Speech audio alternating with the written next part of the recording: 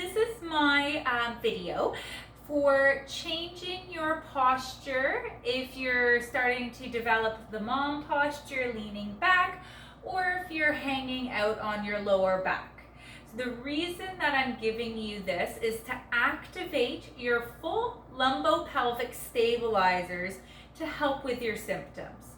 I'm not suggesting that you need to stay in this posture at all times, but it can be very helpful for activating your core and your pelvic floor effectively, or even relaxing the pelvic floor. For the purposes of this video, I'm going to be referring to the full pelvic floor model, which is inhaling into the pelvic floor and exhaling and activating the pelvic floor. Sometimes I'll tell you not to activate the pelvic floor. If you're unsure, please email me to clarify this. So, in terms of posture, this will be really helpful because I am starting to develop this posture being pregnant. So as we get bigger in our bellies, what can happen is that we end up bringing our rib cage up and we end up leaning backwards because we're trying to offset the weight in the front.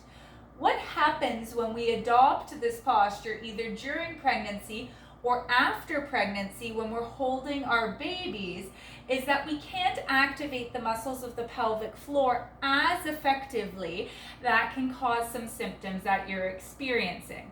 So I'm not suggesting you need to stay in this position all day long, but if you're exercising or if you're getting some leakage throughout the day, this might be something that you want to adopt, or pelvic pain. So I'm going to over-exaggerate this posture I want you to correct. So the rib cage can move forwards and backwards. It should be able to move forwards and backwards. We tend to flare the rib cage up.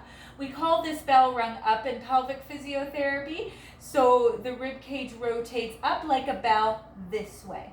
We also sometimes can end up gripping our glutes to hang back here. This is a really efficient way to stand because it doesn't require a lot of muscular activity in the front, and if we're front loaded it can be quite handy that way.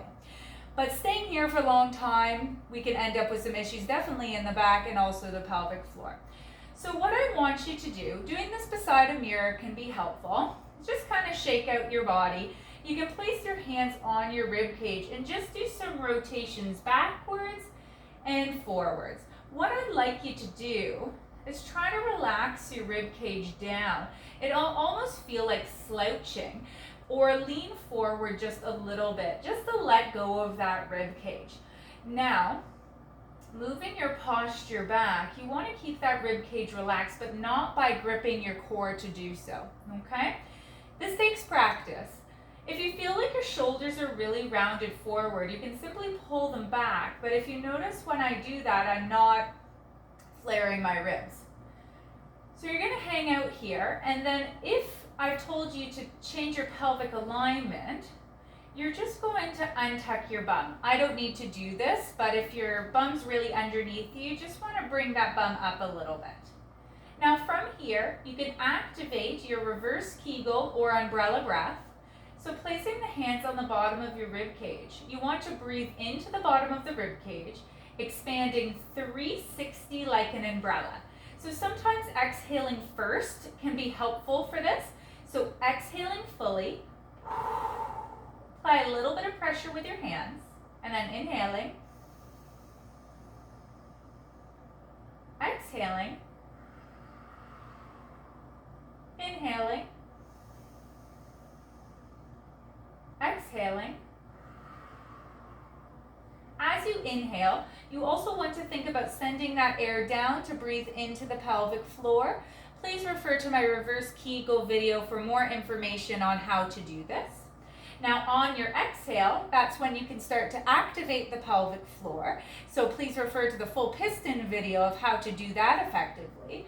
But breathing in, exhale through the mouth, activate pelvic floor.